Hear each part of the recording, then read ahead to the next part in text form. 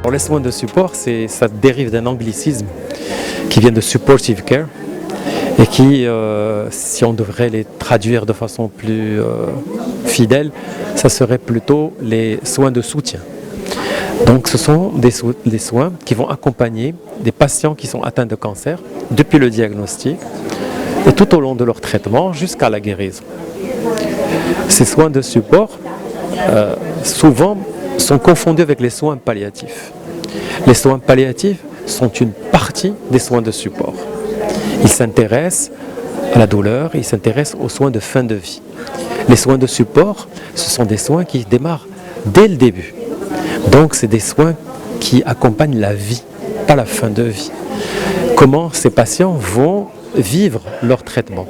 Comment on peut les aider à supporter leur traitement? Alors on va les aider, d'abord, il y a un socle de base, qui est le support psychologique, la douleur, l'accompagnement des effets secondaires de la maladie. Et parmi ces effets secondaires, il y a ceux qu'on connaît, il y a les chutes de cheveux, il y a les nausées, vomissements, il y a la fatigue, et il y a aussi une toxicité dont on ne parle pas beaucoup, mais qui est peut-être tout aussi lourde, c'est la toxicité financière. Il y a des gens qui aujourd'hui sont particulièrement pénalisés par cette toxicité parce qu'ils savent qu'il y a des médicaments, ils savent qu'il y a des traitements, mais malheureusement ils n'y ont pas accès parce que malgré l'amour, malgré tous les efforts colossaux qui ont été faits, il ne faut pas le nier, il y a encore des choses qui ne sont pas encore accessibles à tout le monde. Après, ces soins de support sont partie intégrante de la prise en charge globale du cancer. Ces soins de support, ils vont se focaliser d'abord sur le patient, mais ils vont se focaliser aussi sur son entourage, sur ses accompagnants, et ils vont se focaliser aussi sur les soignants, parce qu'eux aussi doivent être soulagés, pris en charge, écoutés, accompagnés durant tout ce parcours de soins. Les soins de support, c'est tout ce qui n'est pas médicamenteux, d'accord? Nous, par exemple, en tant que cancérologue, on prescrit la chimiothérapie, la chirurgie, la radiothérapie, le traitement hormonal, l'immunothérapie. Tout ceci, ça a démontré son effet, certes, mais ce n'est pas suffisant en matière de cancérologie.